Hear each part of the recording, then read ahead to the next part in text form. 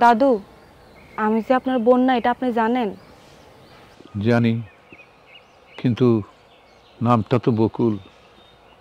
হ, নামটাই মিল আছে।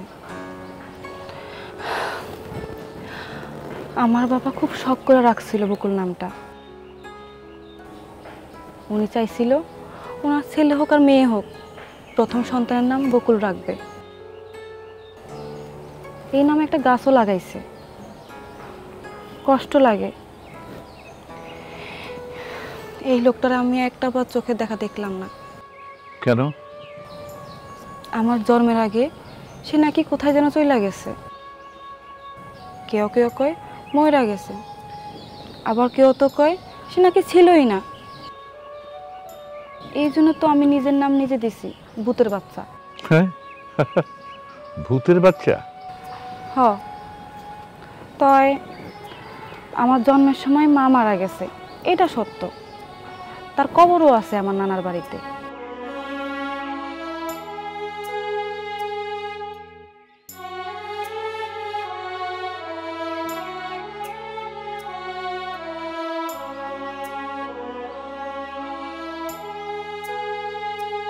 দাদু, আপনি কাঁদতেছেন কেন? বকুল নামের মেয়েরা খুব দুঃখী হয়, কখনো সুখী হয় না। আমার ওই বোনটারও জন্মের সময় আমার মা মারা গেছে। আমরা বড় হয়েছি ঠাকুরমার কাছে। তাহলে তো আর কোনো সন্দেহই নাই, আপনি আমার দাদু। আচ্ছা, আমার সাথে তোমার গল্প করতে ভালো লাগে? হ, অনেক ভালো লাগে। তোমার কি রূপ আমি এটাকে পছন্দ? আমি ঠিক করেছি ওকে আমার নাত বউ করব।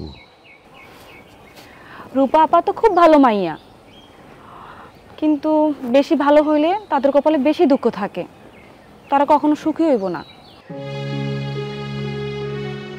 এই কথা বললে কেন?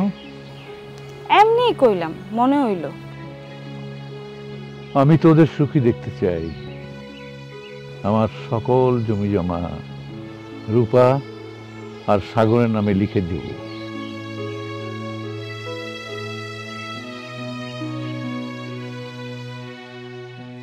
এইটা আপনি অনেক বড় বিরাট ভুল করবেন। কেন? সম্পত্তি নাতরে দিয়া গেলে আপনার কি লাভ? সে আমার একমাত্র নাতি, আমার একমাত্র উত্তরসূরি। আমি তো তাকে দিয়ে যাবই, এতে লাভ লোকসানের কি আছে? অবশ্যই আছে। আপনি আপনার বাপ দাদার জমিদারি বাড়ি ভিটা যদি বা কিছু নাই, যাই আছে আপনি যেরকম যত্ন কইরা স্মৃতি দিয়ে জড়ায় রাখছেন, আগলায় রাখছেন, আপনার কি মনে হয় আপনার নাতিরে দিলে সে কি রাখতে পারবো? আপনার বিশ্বাস হয়? হয়তো সব বিক্রি টিক্রি করে দিয়ে বিদেশে চলে যাবে আবার।